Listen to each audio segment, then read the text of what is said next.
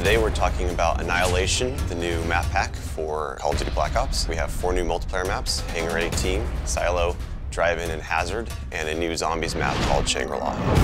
Hangar 18 is based in the highly controversial Area 51, and it has a lot of Easter eggs that play up the conspiracy theory aspect. Hangar 18 is a medium-sized map. It has a pretty classic multiplayer gameplay structure. All the paths lead through and around the hangar. It kind of caters for all game types. You've got your close quarters going through the hangar. You've also got some sniper points as well. Strategically, you want to hold down the hangar. If you can work with your teammates to really control the 4 main flow points, then you're going to dominate the map.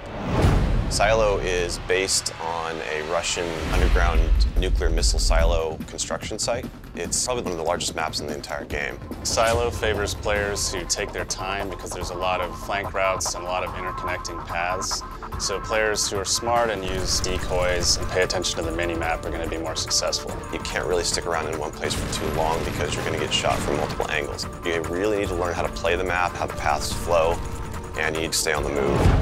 Nuketown was a really hugely successful and popular map with Black Ops, and we wanted to do another map in the DLC that kind of emulates that style of gameplay. Drive-In's a fairly small map, but it does have a variation of battles. You've got the wide open area in the middle, the actual Drive-In itself, but then you do have close quarter battles down the side.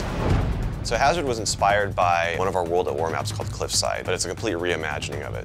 We've actually turned it into a golf course. It's a great level. Hazard is probably one of the only maps in the game that focuses almost exclusively on long-distance engagements, and the long-range snipers and LMG gunners and assault rifle guys are going to have an advantage. You're definitely going to want to avoid the fairway if you're not a sniper and stick to the edges of the map where there's some more intense choke points and medium-range engagements.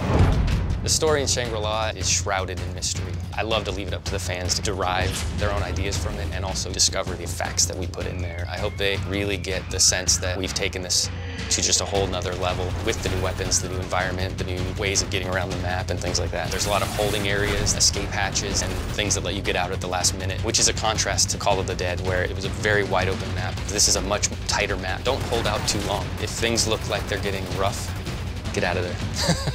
It's time to go. With Annihilation, we had a goal that we really wanted to push the visuals in all the maps. Each map feels very unique from one another. They feel like the kind of maps that you just want to spend a lot of time in.